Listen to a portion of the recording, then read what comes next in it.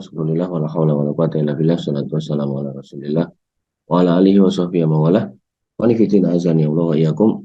Alhamdulillah, puji syukur kepada Allah Subhanahu wa taala yang masih memberikan nikmat kepada kita sehingga kita bisa berkumpul lagi pada hari ini, hari Ahad tanggal 14 Agustus 2023. Ya, kita sudah ganti bahasan. Ya, sudah tidak lagi membahas kitab Adabul Mufrad, tapi kita ganti bahasan menjadi kitab fikih pernikahan. Jadi, kemarin saya sampaikan bahwasanya ketika kita ngomongkan pernikahan, maka buat yang belum nikah ya ini adalah persiapan, buat yang sedang menjalani pernikahan ya ini adalah dalam rangka perbaikan. Artinya kita periksa, kita cek gitu kan, bagaimana pernikahan kita, sudah benar apa enggak gitu kan. Kemudian bagi yang sudah pernah menikah atau sekarang sedang menjanda atau menduda gitu kan, maka ya ini menjadi wasilah untuk mendapatkan tambahan ilmu. Harapannya nanti kalau ketemu jodoh lagi, maka bingkai pernikahan yang pernah dialami dulu itu diperbaiki di pernikahan yang kedua.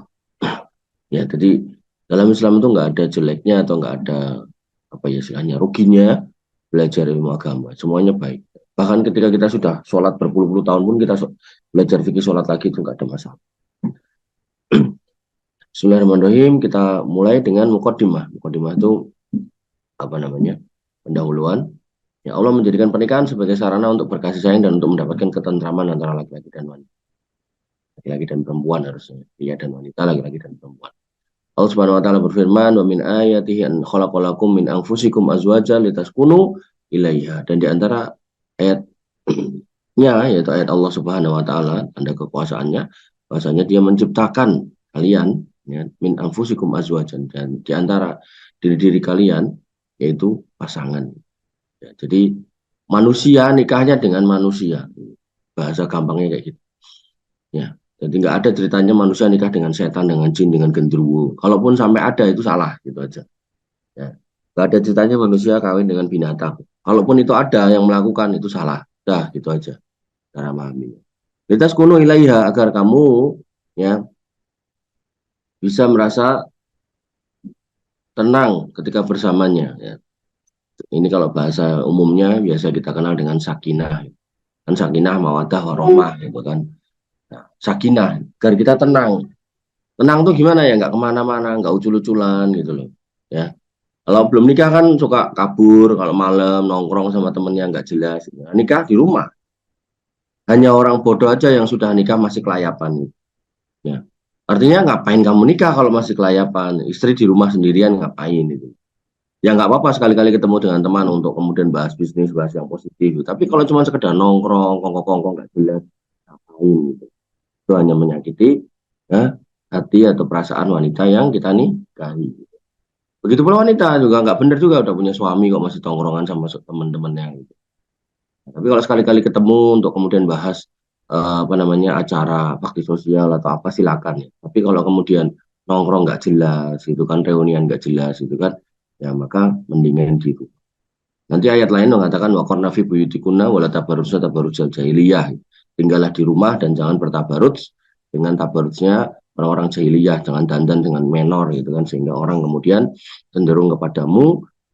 Kalau di rumah suaminya ngelihat kita kayak genderuwo, kayak kayak setan gitu kan, tapi kalau di luar kita nampak kayak bidadari, ini nggak boleh gitu. Ya. Kemudian wajah Allah bainakum mawaddah, dan kemudian Allah menginginkan atau menghendaki dengan pernikahan itu terjadinya mawaddah di antara manusia.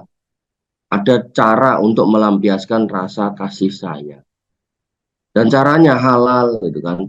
Makanya ketika seorang itu punya kecenderungan kepada lawan jenisnya, maka Ibnu Qayyim mengatakan obatnya itu cuma satu, nikah. Siapa yang dinikahi? Yang disenengin itu. Gitu.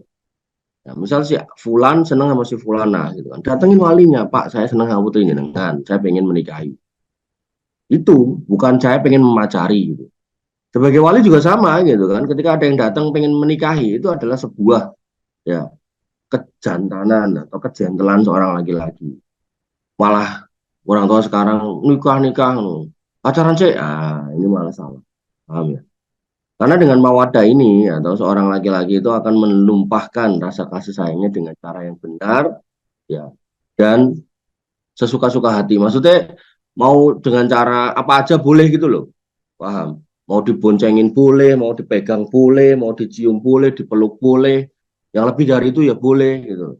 Tapi kalau belum nikah, melihat tok nggak boleh, apalagi megang, apalagi boncengin, apalagi lebih dari itu tambah nggak boleh lagi.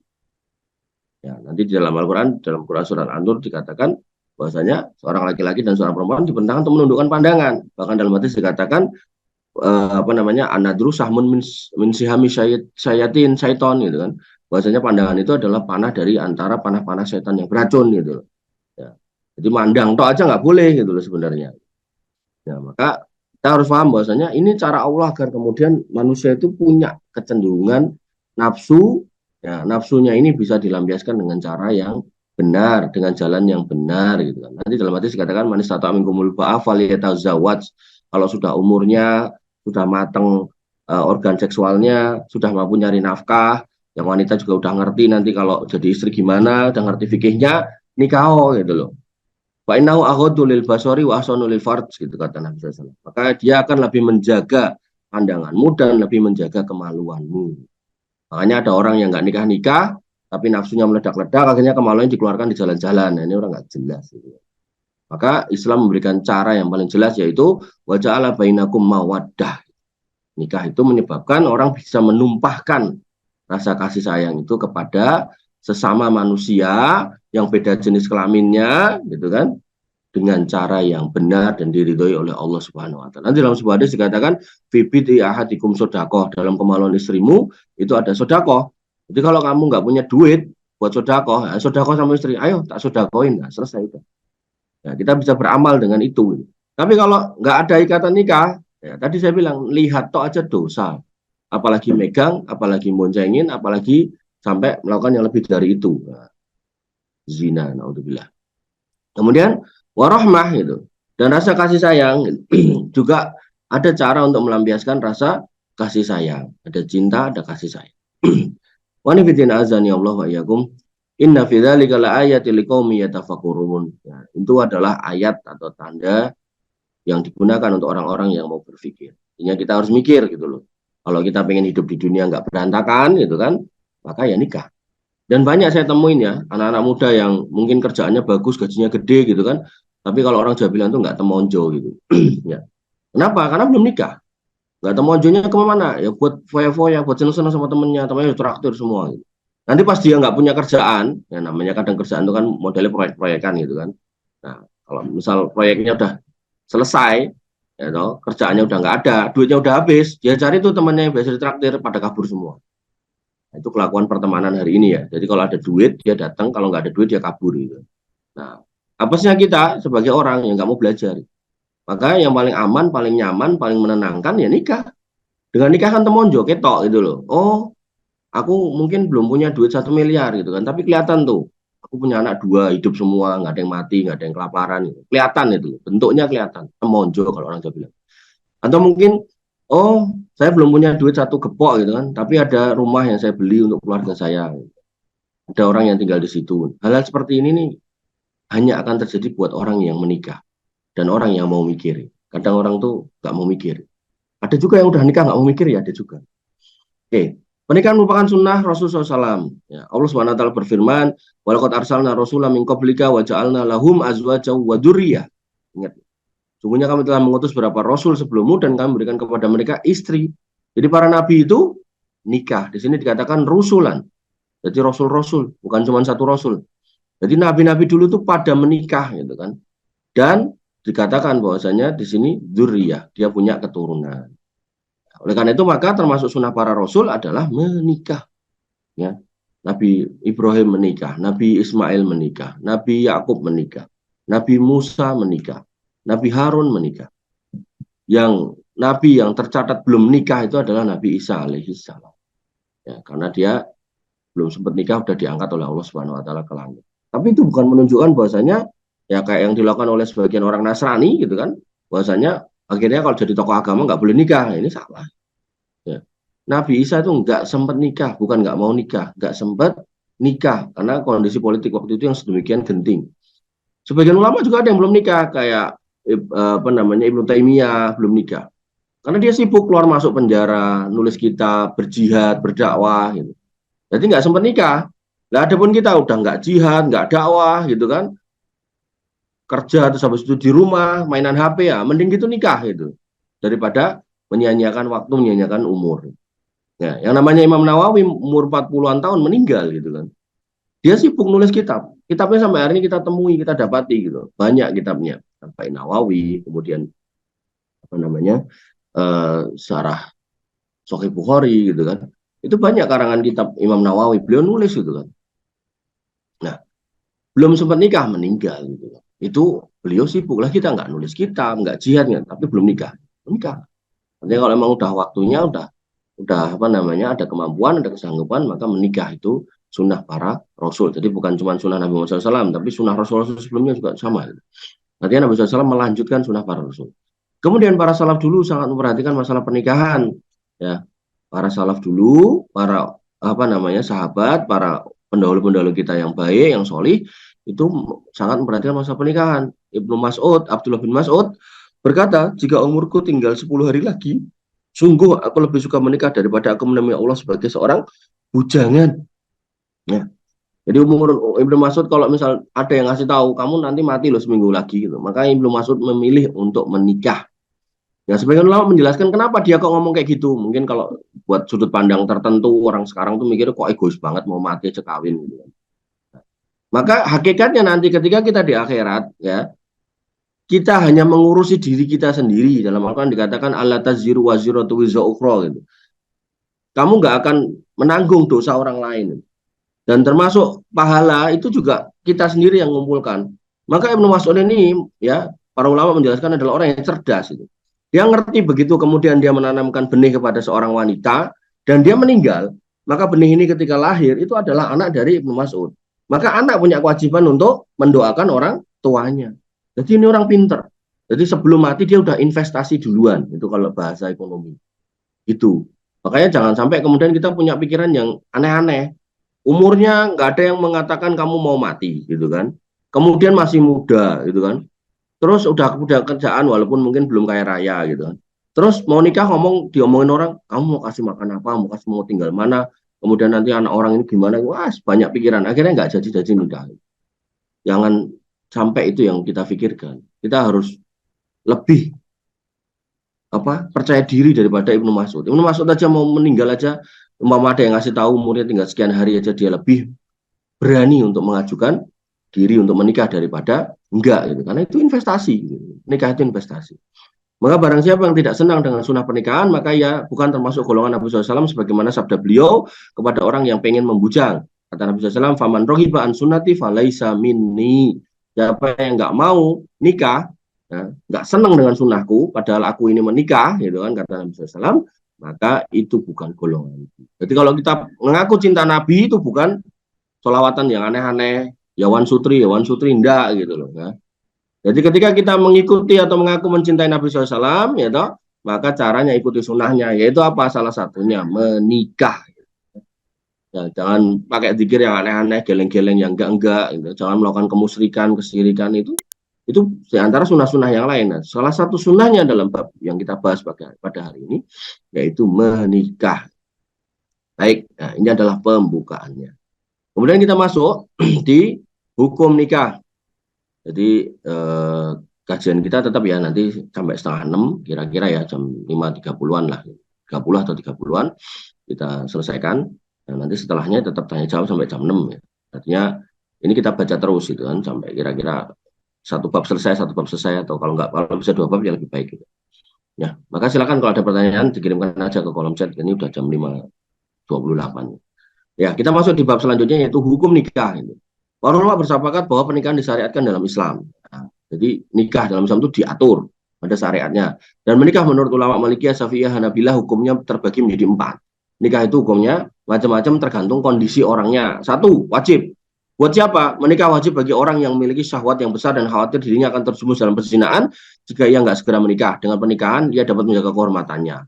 Jadi orang yang memang punya kebutuhan syahwat yang besar, baik laki-laki maupun perempuan, jadi jangan dikira cuma laki-laki tok, perempuan juga sama gitu kan, dan dia punya kesanggupan ya, untuk laki-laki ya sanggup untuk mencari nafkah, atau menafkahi, untuk perempuan ya sanggup untuk ya menjadi istri atau ibu rumah tangga, ya, maka dia wajib untuk menikah kalau emang ada bumbu kebutuhan syahwat yang sangat besar, gitu.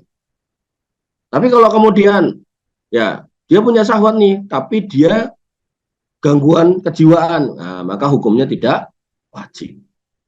Jadi orang-orang yang, mohon maaf, orang-orang yang gila, orang-orang yang idiot, orang-orang sindrom Down itu mereka secara akal nggak berkembang, tapi secara syahwat itu berkembang. Jadi jangan salah gitu loh. Makanya kalau yang punya saudara-saudara seperti itu ya tetap dijaga. Jangan sampai dia nanti mengeluarkan anggota badannya sembarangan di pinggir jalan itu. Kasihan, kasihan yang ngelihat itu. Nah, dalam pernikahan akan menjaga kehormatannya. Tadi mawaddah warahmah. Bagaimana kemudian seorang yang menikah itu bisa menumpahkan rasa kasih sayang dan cintanya kepada pasangannya yang sah gitu. Bukan kepada apa kalau bahasa Jawa itu kosot ke tembok atau apa gitu. Enggak gitu ya.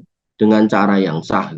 Makanya di dalam Quran surat Al-Mu'minun dikatakan termasuk ciri orang beriman yang akan masuk surga atau dijamin masuk surga yaitu eh, apa bahwasanya dia li furujihim hafidun, mereka menjaga kemaluannya illa ala azwajihim aw ma malakat aimanuhum, dan menjaga kemaluan ini adalah dilakukan dengan cara ya kepada istrinya atau kepada budak yang dimilikinya. Waman ibtagha wara'a dzalika fa ulaika humul adun, barang siapa yang mencari jalan selain itu, selain melalui pasangannya atau budak yang dimilikinya, maka dia orang yang melampaui batas. Melampaui batas bermakna berdosa besar gitu.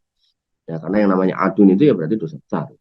Ibnu Mas'ud meriwayatkan, Abdullah bin Mas'ud dari Rasulullah SAW, ya maksara sabab man istaqata minkumul ba'ah falyatazawwaj, wahai anak muda, barang siapa di antara kamu yang mampu menikah, maka nikahlah. Fa innahu aghaddu lil basari wa ahsanu lil farji, itu lebih menahan pandanganmu dan itu lebih menjaga kemaluanmu. Wa man lam yastati fa alaihi bisyam, kalau nggak mampu puasa, fa innahu lahu wija, itu akan menjadi perisai buat kamu. Manifidin azani Allah wa iyyakum. Oleh karena itu, bagi pemuda yang memang punya kebutuhan syahwat yang besar dan dia sanggup untuk memberi nafkah, wajib hukumnya untuk menikah. Menunda itu ya rugi kalau menurut saya. Makanya kebanyakan orang yang nikah itu kalau ditanya gimana komentarnya soal pernikahan, wah aku nyesel gitu. Hampir semuanya mengatakan nyesel. Kenapa? Nyesalnya karena nggak dilakukan dari dulu. Gitu. Itu biasanya seminggu pertama. Nanti kalau udah sebulan pertama atau 2 bulan pertama atau mungkin setahun pertama gitu, aku nyesel. Nyesel kenapa? Nyesel sama dia. Ya. Ada yang kayak gitu, tapi ya nggak semua gitu loh. Ya, karena ya orang tuh salah paham ya. Kadang orang memahami nikah itu harus menyamakan persepsi. Jangan. Nikah itu bukan menyamakan persepsi, tapi menghargai perbedaan yang ada. Ketika seorang yang seneng manis, kemudian nikah dengan orang yang seneng pedes, apakah terus manis harus dicampur dengan pedes? Enggak. Apakah yang manis harus makan yang pedes? Ya enggak. Apakah yang pedes harus ganti dengan yang manis? Ya enggak gitu kan. Maka yang pedas menghargai orang yang senang makan yang manis menghargai orang yang makan yang pedas gitu. Tapi kalau emang bisa disamakan ya lebih baik. Tapi kalau enggak ya enggak usah dipaksakan gitu. Oleh karena itu maka kata-kata menyesal menikah dengan dia itu biasanya terjadi karena mereka pikirannya adalah ya harus sama. Ya, jadi kalau kamu seneng kopi, aku seneng susu, ya harus jadi kopi susu. Ya belum tentu, kok nggak semua orang seneng kopi susu gitu. Ya. Atau kalau kamu seneng kopi, aku seneng teh, ya harus jadi teh kopi ya. Belum tentu teh kopi yang nggak enak gitu. Ya. Biarkan orang yang minum teh ya minum teh, orang minum kopi biarkan minum kopi gitu loh. Jangan kemudian apa namanya dicampur aduk. Tapi kalau emang akhirnya disepakati campur aduk dan dua-duanya bisa nerima ya silakan gitu. Jadi minuman keluarga kami adalah teh kopi ya. Silakan ya. Mungkin orang lain akan mengatakan oh ini rotok setting. Karena nggak umum, nggak lazim kalau teh dicampur dengan kopi ya. Kalau kopi campur susu masih lazim. Teh sama susu pun juga, walaupun sebenarnya awalnya nggak lazim ya, tapi karena sudah banyak sekarang ya jadi agak lazim gitu. Zaman saya kecil itu jarang orang minum teh kasih susu. Gitu. Ya. Nomor dua, hukum kedua yaitu mustahab, dianjurkan. Menikah mustahab hukumnya bagi seorang yang berhasrat. Namun ia tidak khawatir terjerumus pada perzinahan. Artinya masih aman gitu loh. Dia nggak meledak-ledak, dia nggak pokoknya nggak gelisah biasa aja gitu kan. Meskipun demikian menikah lebih utama bagian daripada melakukan ibadah-ibadah sunnah. Jadi kalau emang mampu ya menikah lebih baik daripada dia ya umroh, daripada dia apa namanya puasa, daripada dia jadi ibaratnya tuh dia menahan diri untuk tidak menikah itu nggak lebih baik daripada dia menikah. Kalau yang tadi yang di atas tadi wajib dia menikah karena dia pokoknya udah ada yang mau meledak ibarat bisul itu udah ada yang mau meletus gitu kan. Maka ya harus ada saluran pelampiasan gitu kan. Maka ini adalah pendapat jumhur ulama kecuali Imam Asy-Syafi'i rahimahullah, karena menikah merupakan penyempurnaan setengah agama. Nabi SAW bersabda, "Idza tazawwajal abdu faqad istakmala nifsad din." Barang apabila seorang hamba itu sudah menikah atau menikah, maka dia sungguh telah menyempurnakan separuh agamanya. Falyattaqillah fima baqiya. Maka sisanya tinggal bertakwa kepada Allah. Wa nifidina azani Allah wa iyyakum mustahab, ditekankan. Kemudian yang ketiga makruh. Orang yang menikah dimakruhkan yaitu bagi orang yang berkeinginan menikah dan juga belum mampu menafkahi orang lain. Nah, makanya di atas tadi meledak-ledak dan mampu nafkahi, ya wajib. Yang bawahnya nggak meledak, biasa aja, dan mampu nafkahi itu sunnah. Yang nomor 3, dia ya belum punya keinginan, masih kecil, SMP lah, mungkin SMA lah gitu kan. Tapi juga nggak mampu juga untuk ngasih nafkah, maka makruh untuk orang seperti itu. Maka hendaknya yang mempersiapkan bekal untuk menikah dulu. Yang belum punya ilmu untuk nyari nafkah, cari nafkah. Belum punya ilmu fikih untuk menjadi ibu rumah tangga atau bapak rumah tangga, belajar bagaimana menjadi bapak rumah tangga atau ibu rumah tangga yang baik. Allah Subhanahu wa taala berfirman, "Wal yasta'fifil ladzi la yajiduna nikahan hatta yughniyahumullah min fadli." Adalah orang yang belum mampu untuk menikah, hendaklah menjaga kesuciannya hingga Allah mampukan mereka dengan karunia-Nya. Ayat bermakna ya, segera merintis usaha. Makanya saya mengajarkan atau mendorong kalian ini yang masih muda tapi juga udah OTW mau menikah gitu kan. Nah, persiapkan ilmunya untuk kemudian merintis usaha. Jangan sampai nanti nikah lagi nikah kerjanya apa mas? Ditekoi gitu sama calon mertuanya. Oh pengangguran gitu. Lah kok nggak kerja? Tenang, Allah nanti akan kasih rezeki. Ya nggak gitu-gitu juga gitu loh. Ya. Ketika kita mau menikahi anak orang dan kita belum mapan, nggak apa-apa. Tapi paling nggak ada ikhtiarnya gitu loh. Jangan kemudian bangga dengan pengangguran, bangga dengan nggak punya kerjaan, bangga dengan nggak punya usaha gitu. Paling nggak tuh punya usaha gitu. Ya. Oh, kamu nikahin anak saya, kamu udah punya bekal apa? Oh, saya punya ini warung ayam goreng gitu kan. Oh, omsetnya berapa? Belum banyak, oh, Pak. Sehari paling cuma 150.000. Oh ya, wes mudah-mudahan Allah mudahkan. Gitu enak gitu loh. Ya. Kalau nggak ngelamar anak orang udah nggak punya kerjaan, nggak punya usaha gitu kan, nah akhirnya apa, nggak punya malu gitu kan. Nah, ngapain kamu buru-buru ngelamar anak saya? Nah kalau saya nggak duluin nanti didulin orang gitu ya, kalau saya jadi bapaknya ya nggak akan saya kasih lah gitu ya. Artinya seorang tua juga punya keinginan bahwasanya anaknya akan dinikah sama laki-laki yang punya semangat gitu. Makanya ada kata-kata gini, jangan menolak laki-laki kalau belum sukses, karena kalau dia sukses dia belum tentu mau sama kamu. Tapi terus bukan berarti kalau kemudian kita sebagai laki-laki yang nggak punya kerjaan terus berani ngelamarin anak orang, jangan. Maksudnya tuh ya kita tetap punya usaha, kan bahasanya jangan menolak laki-laki karena belum sukses. Artinya dia tuh punya ikhtiar gitu loh. Terus ada laki-laki yang nggak kerja, nggak punya usaha, pengangguran, malas-malesan, wani ngelamar anak orang, ini salah lagi. Gitu. Jadi jangan dipahami kata-kata tadi itu bahwasanya, bos berarti Reno aku nek kerja nganggur, ya menggembel itu aku bisa nih kayak anak orang. Ya jangan. Karena yang namanya anak orang itu kemarin ya kita udah bahas ya. Kamu memintanya dengan menyebut nama Allah, begitu udah diberi ya jaga gitu. Itu namanya amanah gitu. Ya. Ini fitin azan ya Allah wa yakum. Poin yang keempat yaitu haram atau hukum yang keempat yaitu haram. Menikah haram hukumnya bagi orang yang melalaikan istrinya dalam hal jima dan nafkah. Gitu. Jadi punya istri nggak diurusi gitu kan. Tadi yang barusan saya bilang, lamaran orang nggak kerja, nggak ada usaha. Kamu kerja apa mas? Oh saya nggak kerja, wirausaha nggak juga gitu. Terus kesibukannya apa? Ya cuma makan tidur aja. Yang gua makan punya siapa? Punya bapak saya, punya ibu saya. Waduh. Nah terus gimana ini nanti nikah sama anak saya? Ya nanti biar dinafkahi bapak ibu saya. Lah gendeng gue gitu kan. Ya. Jadi kita harus paham bahwasanya ketika kita menikahi anak orang kita tuh punya kewajiban. Makanya laki-laki itu tulang rusuk bukan tulang punggung. Kebalik.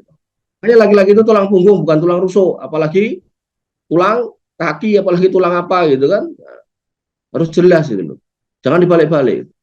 Atau karena tidak mampunya dalam hal tersebut, nah, jima berarti apa? Mohon maaf, ada laki-laki yang impoten. Ya. Saya mau nikah anak bapak, oh mas, gitu kan. Kamu punya penyakit enggak? Punya apa tuh? Impoten, ya, jangan. Gitu kan. Kasihan anak orang, karena walaupun perempuan dia juga punya kebutuhan gitu loh. Tiba-tiba yang datang orang impoten. Makanya kalau laki-laki kalau udah impoten, tanya sama istrinya, mau lanjut enggak? Kalau dia mau cerai, enggak apa-apa gitu. Oh dia punya hak kok gitu. Jangan kemudian kamu ancam, kamu nak meninggalkanku, kamu masuk neraka gitu. Siapa bilang gitu? Dia punya hak. Gitu. Jangan salah, nanti ada orang wanita dalam sebuah hadis, sahabat Nabi SAW yang minta cerai karena suaminya sering bergaul dengan temennya yang lebih ganteng gitu loh. Akhirnya dia melihat suaminya ini degil banget, jelek banget gitu. Akhirnya dia minta cerai gitu. Nah, maka lagi-lagi ya juga harus kemudian paham bahwasanya wanita juga punya hak yang sama terhadap diri kita dalam hal-hal tertentu. Kurang lebih saya mohon maaf. Assalamualaikum warahmatullahi wabarakatuh. Assalamualaikum warahmatullahi wabarakatuh.